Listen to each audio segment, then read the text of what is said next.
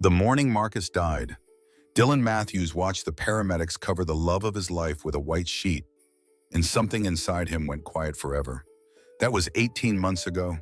The grief counselor in Portland said the numbness would fade, but she never mentioned how survival could feel like betrayal.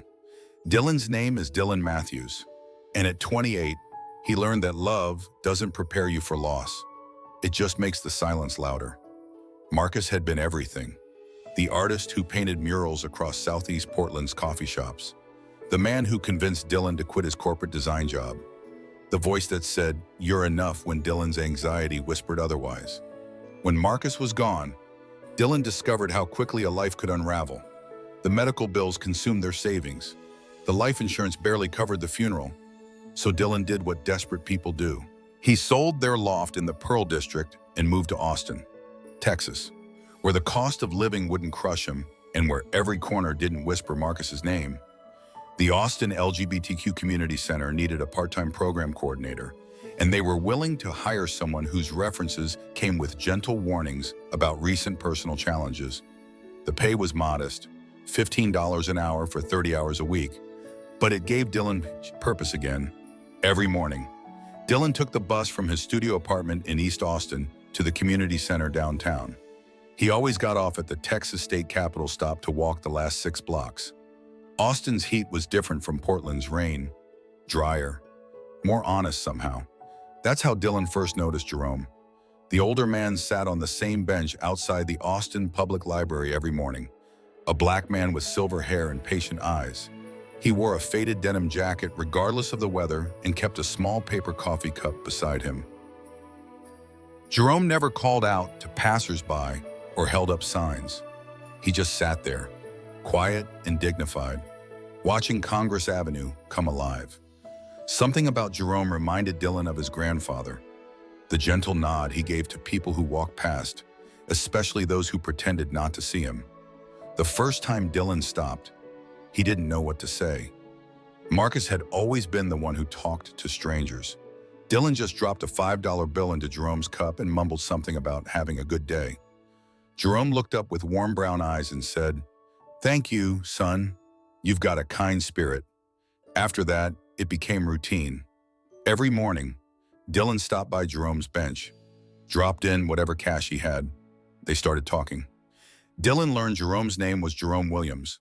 He was 65 years old and had been a history teacher at Austin ISD for 35 years before retiring. Jerome's wife, Dolores, had passed from breast cancer 6 years ago. His pension had been stolen in a predatory loan scheme. His house in East Austin had been sold to developers when he couldn't make payments. And now he slept at Arch when there was room, on the street when there wasn't. Jerome's story broke something open in Dylan's chest. Here was a man who had spent his life teaching children, now sitting on a bench with a paper cup.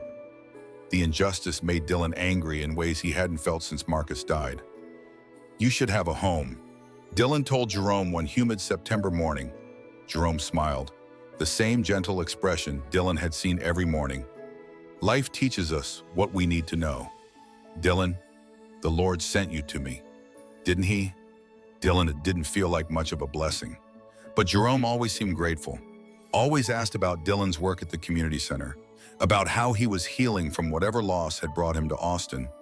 Jerome never pushed for details about Marcus, but somehow he understood that Dylan was grieving someone important. In many ways, Jerome became Dylan's anchor in a city where everything else felt temporary. Sometimes the smallest acts of kindness become the foundation for everything that follows.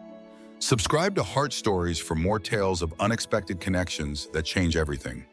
Jerome Williams had taught all high school history for 35 years, long enough to know that the real stories happen in the margins. He'd learned to read people the way other teachers read lesson plans, watching for signs of trouble, patterns that revealed more than words ever could. Sitting on the bench outside Austin Public Library, Jerome watched the city's rhythms with an educator's attention to detail. When Dylan Matthews first dropped money in his cup, Jerome recognized something familiar. The careful way Dylan avoided eye contact spoke of recent trauma. The grief counselor business cards that fell from Dylan's wallet confirmed what Jerome already suspected. This boy was surviving something devastating.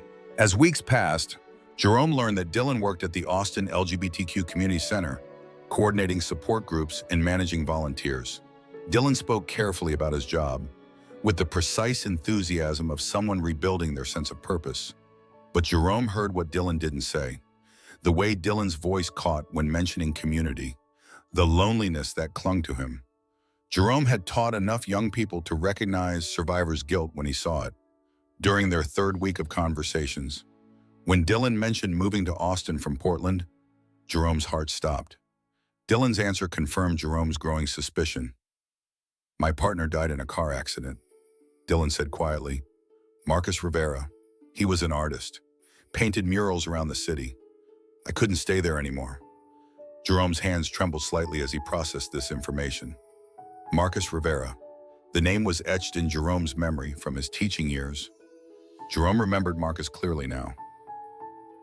The kid had dropped out of high school at 16, spent years bouncing between jobs before showing up in Jerome's adult education program at 32.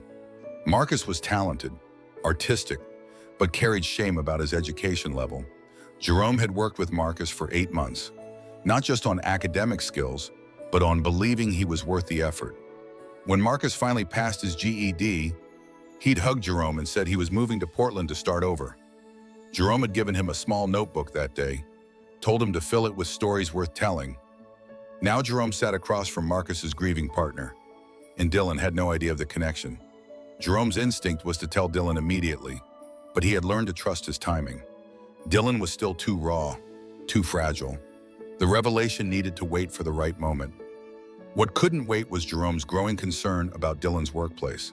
The Austin LGBTQ Community Center operated out of a converted house near the University of Texas campus, and Jerome had noticed things that troubled him. Late-night meetings between the director, Sarah Rodriguez, and people who didn't look like social workers. Financial documents being carried in unmarked folders. Jerome's teaching experience had included serving on budget committees. He understood how nonprofit funding worked, and something about the center's operations felt wrong. Too much secrecy, too many private meetings, too many expensive purchases for an organization that claimed to struggle. Jerome began paying closer attention during his morning observations. He started recognizing patterns. Sarah Rodriguez met regularly with a young woman Jerome learned was Victoria Chen, the center's new bookkeeper.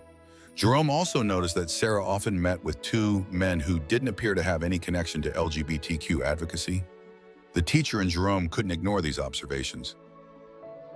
He'd seen enough administrative misconduct during his career to recognize the signs. Jerome started keeping a small notebook, recording dates, times, license plate numbers, and descriptions of people who met with Sarah Rodriguez. The pattern that emerged made Jerome's stomach clench with familiar anger. Sarah Rodriguez was running some kind of financial scheme, using the community center as a front, and Dylan was being positioned as a potential scapegoat. Someone was stealing from the LGBTQ community, from people who already faced discrimination. Someone was Marcus's partner as a pawn in a game Dylan didn't even know he was playing. Jerome's notebook filled with observations and connections. He was building a case methodically, thoroughly, with attention to evidence and detail. What Jerome didn't know was that his investigation was about to become a race against time. The breakthrough came on a Tuesday morning in late March, when Austin's unpredictable weather had shifted from warm sunshine to sudden thunderstorms overnight. Jerome arrived at his usual bench earlier than normal because the homeless shelter had been too noisy for sleep. Jerome was settling onto his bench when he heard voices carrying across the empty plaza. 2 men stood near the bus stop, talking loudly enough that their conversation carried. Jerome recognized them immediately. The tall, sharp-featured man and the stockier companion who regularly met with Sarah Rodriguez. Jerome opened a discarded newspaper and pretended to read while the men discussed what they clearly believed was a private conversation. What Jerome heard made his blood run cold. "The operation's going better than expected," the tall man was saying. "Rodriguez has been skimming from donations for almost a year now. Almost $200,000 moved through the accounts in the last 6 months alone." The stockier man nodded. "What about the paper trail?" "That's where the bookkeeper comes in. Victoria's been creating fake donor records, inflating expense reports, routing money through shell accounts. Jerome's heart pounded as he processed this information. Victoria Chen was part of a systematic theft from the community center, but the conversation continued, and it got worse. There's still the problem of the coordinator. The tall man said, the kid who works there, Dylan something. Rodriguez thinks he's getting suspicious. Rodriguez says he's gay, lost his boyfriend recently, emotionally unstable. Probably won't be hard to discredit if we need to. The stockier man laughed. Perfect scapegoat. Young, grief-stricken, queer. Who's going to believe him over an established director? Jerome forced himself to stay calm as the men discussed their plan to frame Dylan for the theft they were committing. They talked about planting evidence in Dylan's computer, about timing the discovery to coincide with a major donation drive, about how Dylan's recent personal losses would make him seem unstable. The men finished their conversation and walked away, leaving Jerome sitting alone with information that changed everything. Dylan wasn't just being set up as a scapegoat. He was being targeted specifically because they saw his grief as a weakness they could exploit. Over the next 3 weeks, Jerome developed a systematic surveillance routine. He filled his notebook with dates, times, license plate numbers, impartial conversations that painted a clear picture of organized fraud. Jerome learned that Sarah Rodriguez had been running similar schemes at other LGBTQ centers across Texas. Victoria Chen wasn't just a bookkeeper. She was Sarah's niece, brought in specifically to manage the technical aspects of the theft. Most disturbingly, Jerome discovered that Dylan was being watched. They were building a profile for their frame-up, gathering information to make their false accusations more believable. The plan was scheduled for implementation during Austin Pride Month in June. Sarah Rodriguez intended to announce the discovery of missing funds, present manufactured evidence pointing to Dylan, and use the scandal to cover her own escape. Dylan would be arrested, prosecuted, and destroyed. Jerome knew he had to act, but he also knew the danger involved. These weren't amateurs committing opportunistic theft. Jerome was just one homeless man with observations written in a notebook. That's when Jerome remembered his connection to Marcus Rivera. Jerome realized that this personal connection might be the key to warning Dylan effectively. Dylan needed to understand that Jerome's concern came from a place of genuine care. The truth about Marcus would prove that Jerome's investment in Dylan's safety was personal and deep. On the morning Jerome had decided to reveal everything to Dylan, he brought printed photographs of the conspirators' meeting, pages from his notebook with detailed observations, and the small notebook Marcus had left behind when he completed his GED. Jerome had kept it all these years. Not sure why, but now he understood. Jerome waited at his bench, watching for Dylan's familiar figure walking down Congress Avenue. When Dylan approached with his usual friendly greeting, Jerome knew it was time to change both their lives forever. Dylan Matthews was halfway across the plaza when he noticed Jerome standing instead of sitting, scanning Congress Avenue with unusual intensity. When Jerome spotted Dylan, he moved quickly across the plaza, reaching out to grab Dylan's arm with surprising strength. "Dylan," Jerome said, his voice low and urgent, "I need you to listen to me very carefully. Your life is in danger." Dylan's stomach dropped as he looked into Jerome's eyes, which held a fear Dylan had never seen before. "No, son, it's not about me. It's about you. There's something happening at your work, something dangerous, and you're being set up to take the fall for crimes you didn't commit." Jerome pulled Dylan toward a quiet corner of the plaza. "I can't explain everything right now, but you need to be very careful. Don't trust Sarah Rodriguez. Don't trust Victoria Chen. And whatever you do, don't go home tonight." Dylan stared at Jerome, his mind racing. "Jerome, you're scaring me. How do you know about my job?" Jerome reached into his weathered denim jacket and pulled out a small, familiar-looking notebook. The cover was faded blue, with Marcus's distinctive handwriting across the front. Dylan's heart stopped. "Because I knew Marcus Rivera," Jerome said gently. "I was his GED instructor 6 years ago at Austin ISD. He talked about you constantly, about the graphic designer in Portland who believed in his art when he couldn't believe in himself. Marcus carried this notebook everywhere after I gave it to him. Dylan's legs felt weak as he reached for the notebook. Inside, he recognized Marcus's handwriting, sketches of ideas for murals, notes about color theory. On one page, Marcus had written, "Dylan says courage isn't the absence of fear. It's creating something beautiful despite being afraid. Remember this." Dylan's eyes filled with tears as he read words he'd forgotten saying. "I've been watching your workplace for weeks." Jerome continued, "Sarah Rodriguez is running a fraud operation. She's stealing from the community center, from donation funds meant to help LGBTQ youth. Victoria Chen is her accomplice, creating false records and moving money through fake accounts. They've stolen almost $200,000, and they're planning to frame you for the theft." The notebook in his hands proved that Jerome's concern was genuine, rooted in a connection to Marcus that Dylan never could have imagined. But the accusations against Sarah seemed impossible. "Jerome, Sarah hired me when no one else would. She's been supportive and patient. That's exactly why they chose you," Jerome said sadly. "They've been studying you, Dylan. They know you're vulnerable, isolated, dealing with trauma. They see your grief as weakness they can exploit. They're planning to plant evidence on your computer, claim you've been embezzling money to pay for grief counseling. They're going to use your love for Marcus against you." Jerome opened his own notebook, filled with 3 weeks of detailed observations. "I followed them. Dylan, I documented everything. Sarah Rodriguez has been running this same operation at other LGBTQ centers across Texas. Austin is just her latest target, and you're her planned scapegoat." Dylan's hands shook as he looked through Jerome's evidence. "Why are you doing this? Why risk yourself for me?" Jerome's expression softened. "Because Marcus loved you, and because you've shown me kindness when the world forgot I existed. But also because I spent 35 years protecting young people from adults who would exploit them. I won't stop now just because I don't have a classroom anymore."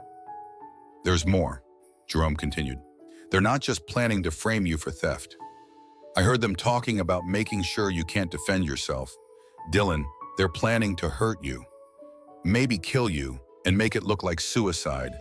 A grief-stricken young man who couldn't live with the guilt of betraying his community, Dylan felt the world spinning around him. "What am I supposed to do?" Jerome reached into his jacket again. "I've been thinking about that. There's a way, but it requires you to trust me completely. Tonight, don't go home. Don't go to your apartment. Don't follow your usual routine. Stay in a hotel. Stay with someone, but don't be where they expect you to be." Jerome's voice carried the authority of someone who had spent decades keeping young people safe. "Tomorrow morning, meet me here at 6 a.m. I'll have everything we need to expose them." Dylan looked at the notebook still in his hands, at Marcus's familiar handwriting, at proof that Jerome's connection to his life ran deeper than morning coffee. "I'll do what you say. But Jerome, if something happens to me, promise me you'll make sure people know about Marcus, about who he really was." "Nothing's going to happen to you," Jerome said firmly. "Marcus's story deserves to be told with truth and respect, just like yours does." As Dylan walked toward the community center, his mind reeled with questions and fears. But for the first time since Marcus died, he didn't feel completely alone. Dylan Matthews spent that night at a budget hotel on I-35 clutching Marcus's notebook. Every few hours, his phone buzzed with text messages from Sarah Rodriguez asking about his whereabouts, expressing concern about his absence from work. The messages that seemed caring 12 hours ago now read like surveillance. At 2 a.m., Dylan's phone rang. Austin Police Department. His blood went cold. "Mr. Matthews, this is Sergeant Rivera with APD. I'm calling about your apartment building on East Austin. There's been an incident, a fire. The building has been evacuated." Dylan's hands shook. "Was anyone hurt?" "No casualties, but the fire started on your floor. Your unit sustained significant damage." After hanging up, Dylan sat in the dark hotel room, understanding that Jerome had saved his life. At 6 a.m., Dylan met Jerome at their usual bench.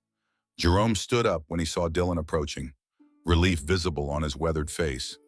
"You're alive," Jerome said, and his voice cracked with emotion. "Thank God you listened." Jerome led Dylan to the bench and pulled out his notebook, now thick with additional pages and photographs. I've been watching your building for the past 3 weeks. Last night, I followed the same 2 men I'd seen meeting with Sarah Rodriguez. They had gasoline, Dylan. They had supplies for arson. I called 911 from a payphone, but I was too late to stop them completely. Jerome opened his notebook to reveal 3 weeks of meticulous documentation. Photographs of Sarah Rodriguez meeting with her accomplices, copies of financial documents, detailed timelines of money movements, and recorded conversations. Dylan, this is bigger than just the Austin LGBTQ Community Center. Jerome explained, Sarah Rodriguez has been running this same operation at community centers in Houston, Dallas, and San Antonio. She targets LGBTQ organizations specifically because they're often underfunded and desperate for support. Jerome's investigation had uncovered a network of fraud that had stolen over $1.8 million from LGBTQ communities across Texas. They've done this before. Dylan, in Houston, they framed a young transgender woman for embezzlement. In Dallas, they drove a gay man to suicide. These people don't just steal money, they destroy lives. Dylan stared at the evidence Jerome had collected. How did you get all this? Jerome smiled sadly. Because I spent 35 years serving on school budget committees and watching administrators try to hide misconduct. I know how institutional fraud works.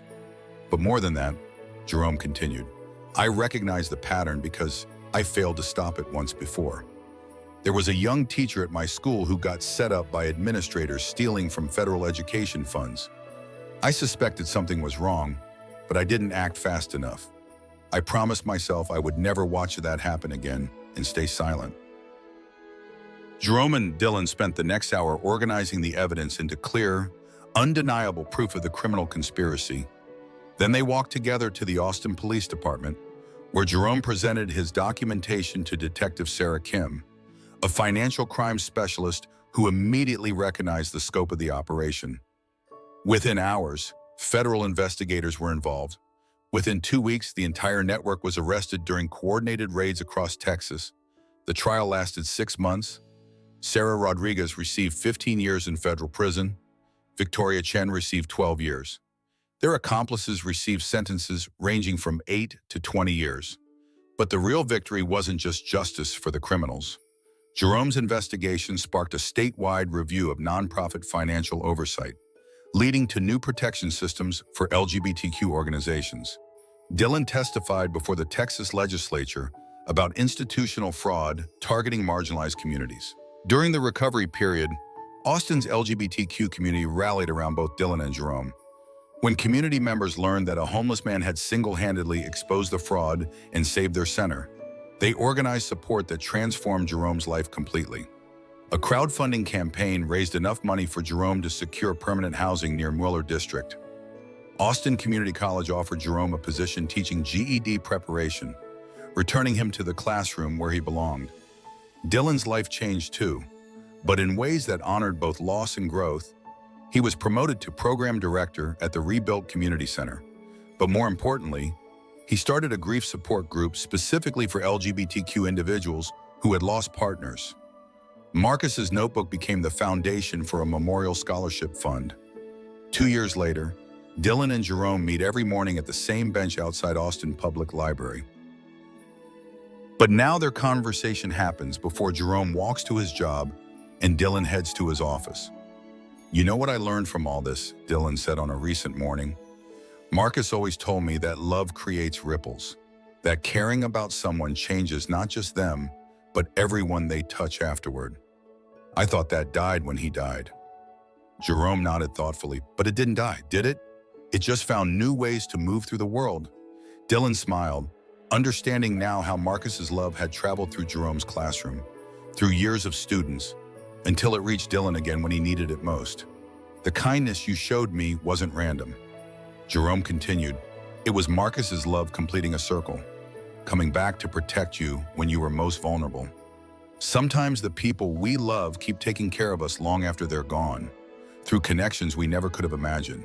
The story of Dylan Matthews and Jerome Williams became legendary in Austin's LGBTQ community, not because it was dramatic, but because it was true. It reminded people that community protection happens through individual choices, that kindness creates networks of care that extend far beyond what we can see. Sometimes the smallest act of kindness becomes the foundation for everything that follows. When we choose to see someone who has been made invisible, we create possibilities for connection that can save lives in ways we never could have imagined. The love we give and receive doesn't disappear when relationships end. It transforms, traveling through unexpected channels, protecting and nurturing in ways that remind us we are never truly alone. Have you ever experienced unexpected protection from someone who seemed like a stranger? How do the people we love continue to care for us even after they're gone? Subscribe to Heart Stories for more tales of hidden connections, everyday heroes, and the invisible networks that keep us safe when we need it most.